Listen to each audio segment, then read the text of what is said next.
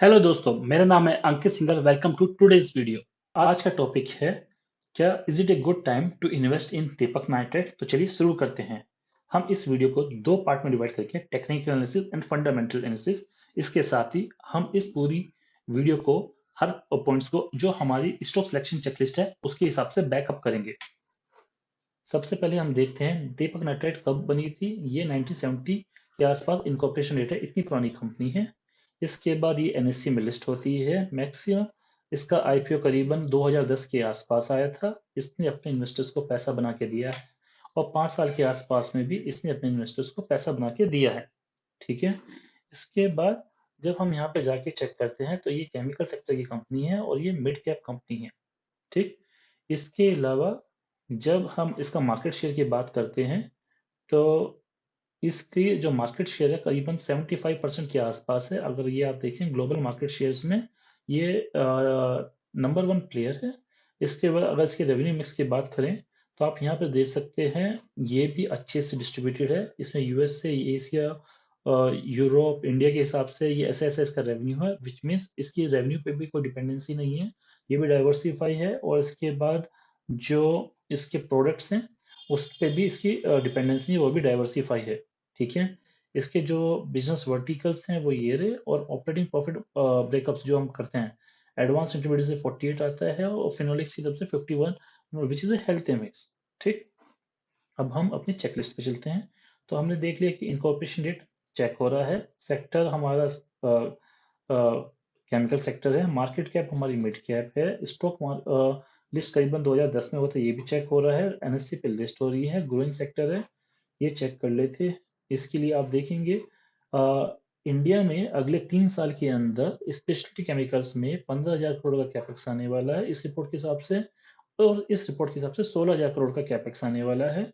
And Deepak nitrite 15,000 crore invest कर रहा है।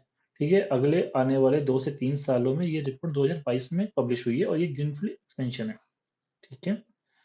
तो हम ये चेक कर लेते हैं। ठीक है। तो is it a growing sector? हाँ। ठीक है, तो ये भी हो गया। अब हम इसके फंडामेंटल्स पे आते हैं। ठीक। उससे पहले एक चीज और बता देते हैं, जो दीपक नाइट्राइट का रॉ मटेरियल है वो क्रूड ऑयल है। एंड अगर आप यहाँ पे देखें, बिकॉज ऑफ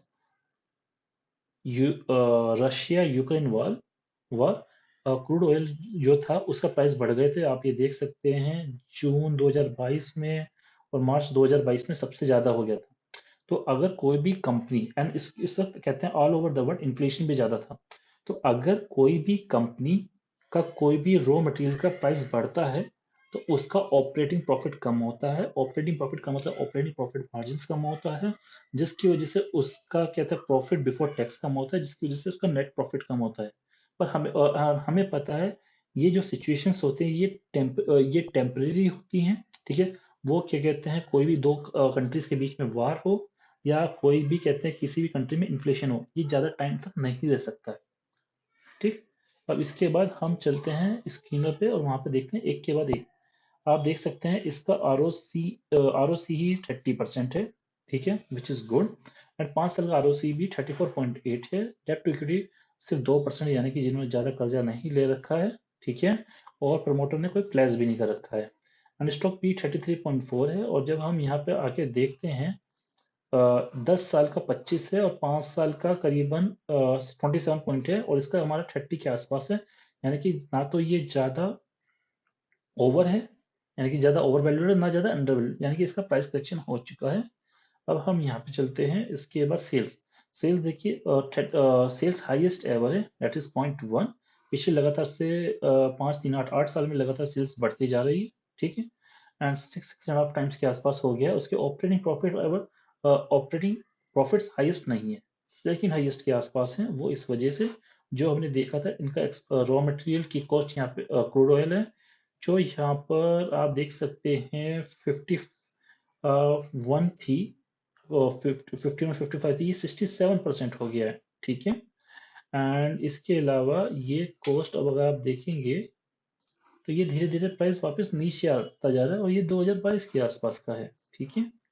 सेम यहाँ पे ये 2000, हम यहाँ पे देखेंगे, ये देखेंगे ये 2021 2022 में 60% तक गया था। ठीक है, इसी वजह से कहते हैं इसके मटेरियल कॉस्ट बढ़ गए हैं। ऑपरेटिंग प्रॉफिट मार्जिन्स जो 29 थे वो 16 पे आ गए। एंड प्रॉफिट बिफोर टैक्स अगर आप ये देखेंगे तो ये हाईएस्ट नहीं है, सेकंड हाईएस्ट है, लेकिन कंपनी लगातार अपने प्रॉफिट बिफोर टैक्स इंप्रूव करती आई है और नेट प्रॉफिट भी लगातार इस कंपनी के इंप्रूव होते आ रहे हैं। अब हम यहाँ पे देखते हैं शेयर कैपिटल। शेयर कैपिटल आप देखेंगे 21 से घट के 27 करोड़ हो गया, इंक्रीज हो गया है। अब रिजर्व कंपनी के लगातार बढ़ते जा रहे हैं, 325 करोड़ से लेके 4000 करोड़ तक के आसपास के इनके रिजर्व हो गए हैं, विच इज क्वाइट गुड। 8 साल में 10 यूनिट के इनका रिजर्व बढ़ गए हैं। बोरिंग इसके पास ना के बराबर है, जो इनके डेट टू इक्विटी से भी मालूम चलता है, जो 2% के आसपास है। अब अगला हम देखते हैं क्या इनके फिक्स एसेट्स बढ़ रहे हैं।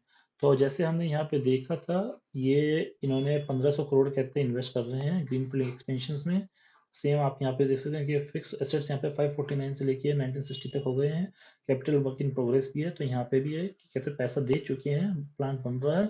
जैसे ही ये बन के पूरा होएगा, ये CWIP फिक्स एसेट्स में आ जाएगा, फिक्स एसेट्स में आ जाएगा, सेल्स बढ़ जाएगी। सेल्स बढ़ जाएगी तो profit before tax and profit after tax भी बढ़ जाएगा। और हम देख ही रहे हैं कि कहते हैं ऑयल का प्राइस भी नीचे आना शुरू हो गया है। ठीक है, अब यहाँ पे अगर हम देखें कैश फ्लोज तो वो भी दोनों पॉजिटिव है, 650 माइनस 276। ठीक है, एंड इसके बाद प्रमोटर होल्डिंग्स अगर आप देखेंगे तो 49% यहाँ और ये सबको मिला दिया जाए तो स्ट्रॉन्ग हैंड्स के हाथ में 70% के आसपास की कहते हैं स्ट्रॉन्ग हैंड्स में है। ठीक, अब हम अपनी चेकलिस्ट पे चलते हैं। आरओसी हमारा ये टिक हो गया है, ठीक है। डेट टू इक्विटी रेशियो वो भी टिक हो गया है। प्रोमोटर होल्डिंग कुछ नहीं है, वो भी टिक हो गया। अनाउंसमेंट्स भी हो गए, ईयरली सेल्स भी हो गई है। उसके बाद operating profits, yearly operating profits भी कहते हैं हमने टिक कर लिया है। जो डिफरेंस आ रहे थे वो हमने बता दिया, क्रूड प्राइस की वजह से था। ऑपरेटिंग प्रॉफिट भी हम डिस्कस कर लिया, प्रॉफिट बिफोर टैक्स भी, share capital, reserves, long term borrowings, fixed asset CWIP and stock holdings discuss कर लिया, रिटेल इन्वेस्टर भी। अब बात कर लेते हैं मार्जिन ऑफ सेफ्टी। क्या मार्जिन ऑफ सेफ्टी है क्या? ओके, उसके लिए हम चलते हैं tradingview.com पर। ठीक है, अगर आप देखें इसमें तो ये स्टॉक 44.42% अपने लाइफ टाइम हाई से नीचे गया था। आज के टाइम में 31.68% के आसपास नीचे है। ठीक है, अगर हम इस शेयर को परचेज करते हैं और स्टॉप लॉस नहीं लगाते हैं और अगले 1 2 या 3 साल भी हम होल्ड करते हैं तो 44.8% का रिटर्न आता है। यानी कि 1 साल में 44%, 2 साल में 22%। ठीक है, और करीबन करीबन 3 साल में 15% का क्या का रिटर्न आता है। और एट द सेम टाइम अगर आप यहाँ पे देखिए तो एक ये कप विद हैंडल पैटर्न भी बन रहा है यहाँ पे। ये reverse head and shoulder pattern है, एक ये हो गया, ये हेड, ये शोल्डर, उसके बाद ये हेड बन रहा है, अभी पूरा बना नहीं है। और ये डेप्थ से करे तो ये भी इसी के आसपास आ रहे हैं, तो दो दो पैटर्न्स बन रहे हैं। तो समरी ये है, according to me I am a strong bullish on Deepak Nitrite. The reason is इसने शेयर होल्डर को पहले पैसा बना के दिया है। ठीक है, अभी ये मार्केट लीडर है। ठीक है, इसके बाद सेफ्टी ऑफ मार्जिन भी अच्छी है, कैपेक्स भी कर रहा है। चाइना अपना केमिकल जो है उसको धीरे धीरे कम करता जा रहा है और इंडिया में आने वाले टाइम में केमिकल सेक्टर्स की कंपनियां ग्रो कर रही हैं, कैपेक्स अनाउंस हो चुका है। मिनिमम 44% का शॉर्ट शॉर्ट गेन मुझे नजर आ रहा है, पर मेरे हिसाब से ये शेयर जैसे इसने अपने इन्वेस्टर्स को पहले भी मौका दिया था तो वो मौका आगे भी देगा। ये शॉर्ट टर्म में और लॉन्ग टर्म में दोनों ही हिसाब से अच्छे इन्वेस्टमेंट है। मैं पढ़ाता रहूंगा, आप समझते रहिए। ठीक है, धन्यवाद। To get more updates, don't forget to like, comment, share and subscribe to this channel. Note, I am not a SEBI registered investment advisor. I don't offer any investment advice. All the stocks discussed in this video are not a recommendation to buy and sell.